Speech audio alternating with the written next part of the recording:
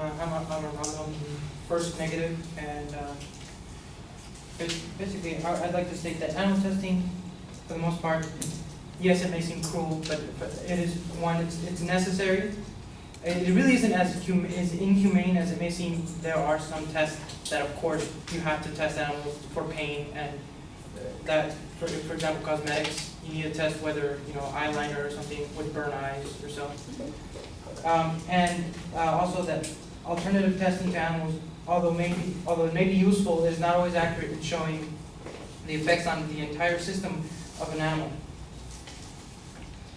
First, the use of animals is necessary, according to the Nova Media in an article titled "The Discovery of Insulin." The California Biomedical Research Association states that nearly every medical breakthrough in the last 100 years has resulted directly from research using animals. Experiments in which dogs had their pancreas removed led directly to the discovery of insulin, and it was critical to saving the lives of diabetics. It's examples like this in which that we find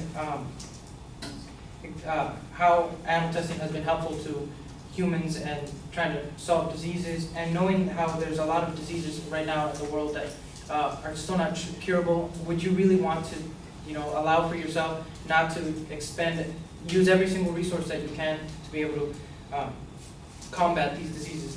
These are diseases, like the Zika virus or AIDS or some other superbug that could be coming. Also, Danny Creasy, author of another article from Nature.com, Animal Research Battle Scars. A 2011 poll of nearly 1,000 biomedical scientists conducted by the science journal Nature found that more than 90% of scientists agreed that the use of animal in research is essential. So these are scientists in the field of biomechanics that show that animal testing is necessary for for a lot of different reasons, for a lot of possible cures, and for us not to feel a lot of pain when we're trying to use shampoo or something like that, or for us not to get rashes as often as to not get rashes and other dermatitis type stuff often. Next to my next claim, animal testing, it really isn't as humane as it has been shown. There are actually examples, one clear one. Rutgers University Laboratory of Animal Sciences stated that all institutions receiving funding from the U.S. Public Health Service, which is where a lot of laboratories tend to get a lot of funding, and they're also from rich people, but for the most part it's from the public health services. They must comply with a policy on humane care and use of laboratory animals. The policy is directly based off the AWC. The AWC, which is the law created in 1966 on animal testing. It prohibits the use of and mistreatment of the animals that we actually do care about. That includes, for the most part, most warm-blooded mammals. The animals that are not covered, that we tend to do a lot more of the more rigorous and possibly more painful testing, are the animals that, for the most part, we would more likely, if seen, would attempt to shoo away or kill. That is, animals such as mice, rats, birds, cold-blooded lizards and stuff like that. If most of us, if we see a rat in our house, we try to stomp at it and try to get it out of the way. So if these animals that, for example, the rat and mice, they have 80, 90, according to a bunch, well, actually, rats have 98% of the same genetic makeup as humans. And if we're going to try to kill them anyways, why not find some use out of it?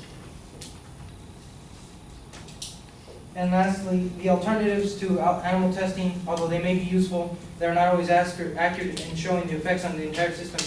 Yes, you can get cells and fetus cells and create other organs and tissues and stuff like that, but you can't get the full, what happens to an entire animal or entire living system if you inject it with medication. So if you inject it with a medication that is supposed to cure some organ stuff, problems or whatever, and you find that while it does cure that, it causes other problems, you can't get that from the Petri dish. You get that the organ, the cells that are in the Petri dish, yes, they will get cured, but you don't see that in the other parts of the system. There are other problems. Also, in other complex systems such as the brain or something, or the mind and stuff like that, according to an article speaking of research alternatives, computer models can only be reliable if accurate information gleaned from animal research is used to build the models in the first place. So if you create an alternative without having to use the cells, and you try to use a supercomputer to simulate what would happen, if you are able to create the same genetic makeup and same possibilities without knowing what that medicine can actually cause to an animal, so you're only testing, you don't know every single possible outcome. The computer does not allow for completely accurate information. For example, it later states that furthermore, even the most powerful supercomputers are unable to accurately simulate the workings of complex organs such as the brain. So, unless you can, we don't have the technology for that now. And since we do not have the technology for that now, why would you risk using medication on humans that we do not actually know the complete outcome because we used an alternative method that was not completely accurate?